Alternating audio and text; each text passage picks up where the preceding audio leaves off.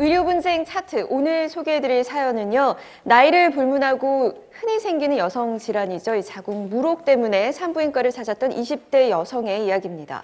네, 이 여성은요, 무록 제거 수술을 받은 후에 발목 마비 증상을 보이고 있다고 합니다. 어떤 이야기인지 화면으로 만나보시죠. 다시 걸음마를 배우듯 한 걸음 한 걸음 위태롭게 걷고 있는 한 여성. 2달 전에 난소에 무록이 생겨서 복강경 수술을 받았는데 다리가 이렇게 마비가 됐어요. 간단하게만 생각했던 무록 제거 수술은 그녀의 삶을 완전히 바꾸어 놓았습니다. 네, 그러니까 여기에 연결이 지금 이게 잡아주는 힘이 없으니까 발등이 계속 떨어지는 거예요, 아래로. 발등이? 네, 이거를 풋드랍이라고 하더라고요. 수술 중 손상된 신경 때문에 오른쪽 발목 아래쪽으로 마비가 온 상태. 그냥 난소 제거하려고 간 건데 수술하면 그 위쪽으로 문제가 생긴 거면은 제가 담담하게 좀 받아들일 수 있을 것 같은데 전혀 이상 없던 다리 쪽이 지금 마비가 된 거니까 황당하죠. 수술을 받기 전 여느 20대처럼 건강한 두 다리를 가진 그녀였습니다. 네. 하지만 이젠 진통제 없이는 하루도 견딜 수 없다고 하는데요. 불에 데인 것처럼 엄청 따갑고요. 항상 화상 입은 것처럼 아파서 그러니까 이불에 살짝만 스치기만 해도 여기가 엄청 찌릿찌릿하게 칼로 베이는 것 같아서 어쩔 때는 수건으로 발 꽁꽁 묶고 이렇게 잔 적도 많아요. 잠을 못 자니까. 그러나 통증보다 더 참기 힘든 건 마비 증상에 대한 정확한 원인을 알 수 없다는 겁니다. 다리를 다쳤다는 사실이 아직은 안 믿겨져요. 그냥 너무 갑작스럽고 황당하게 일어난 일이라서 시간을 다시 되돌리고 싶어요.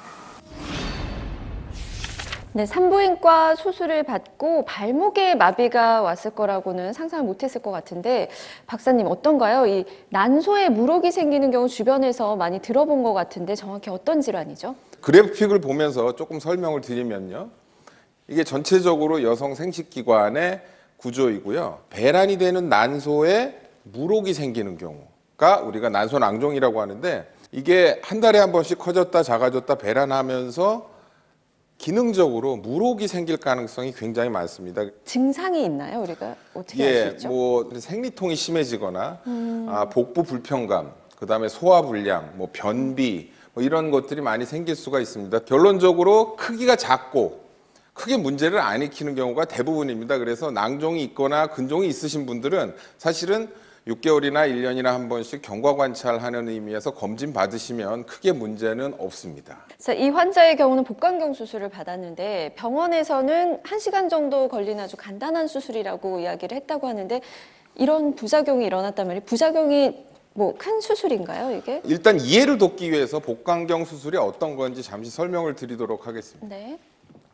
실제로 배를 크게 째지 않고 배에다가 비디오 카메라나 그 가위, 뭐 전기로 자르는 그런 칼들을 넣어가지고 비디오 카메라를 보면서 하는 건데요. 이 경우 같이 네. 난소에 여기 무록이 있으면 이런 기계가 들어가서 이거를 드러내게 되는 시술입니다. 이론적으로는 굉장히 간단하죠. 복강경 수술 자체가 위험하다 이렇게 생각은 안 하셔도 될 것 같고요. 다만 그 주변의 문제 때문에 발목이 마비가 되는 현상이 네. 있다고 생각하시면 될 것 같습니다.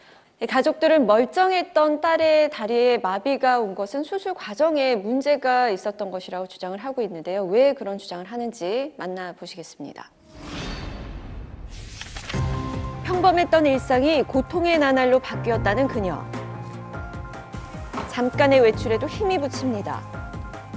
그리고 그 모습을 지켜보는 가족들의 마음은 타들어가는데요.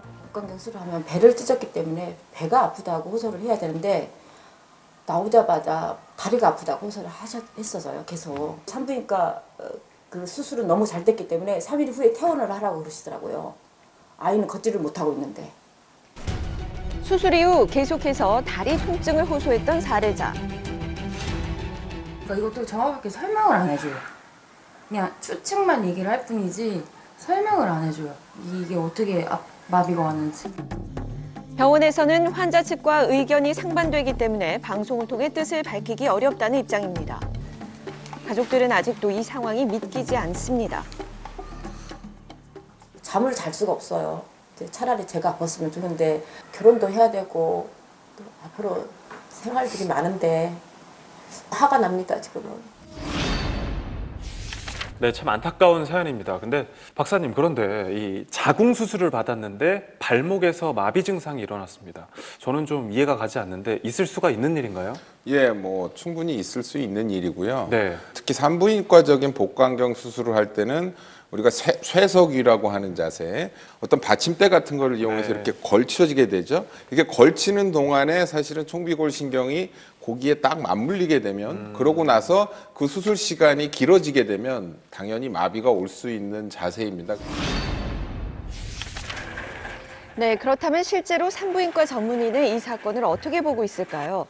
오랜 기간 부인과 수술을 연구해온 전문의에게 자문을 구해봤습니다. 이렇게 고관절이 과하게 굴곡이 되거나 외회전이 너무 심하게 됐거나 아니면 좌골신경에서부터 내려오는 한 분지인 비골신경이 이 다리걸이에 의해서 많이 압박이 된 경우, 그렇게 되면 이 신경이 압박으로 인해서 일시적인 손상을 일으킬 수가 있습니다. 이 다리 거리가 문제가 되었을 거라는 건데요.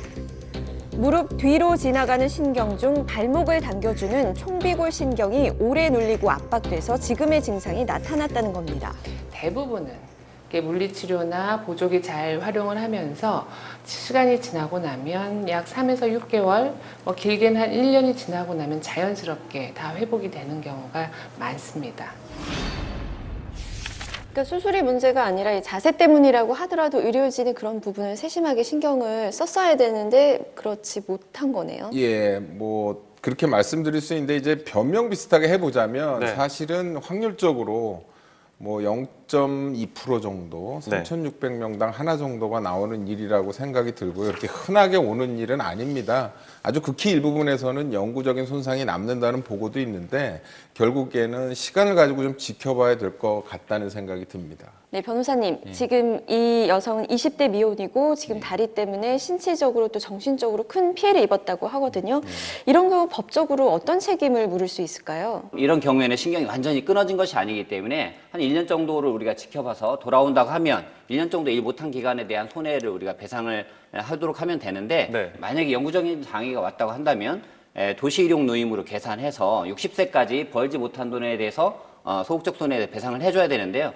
통상 이분의 어떤 손해액은 일시 손해액은 한 1억 5천 정도로 예상이 되고요.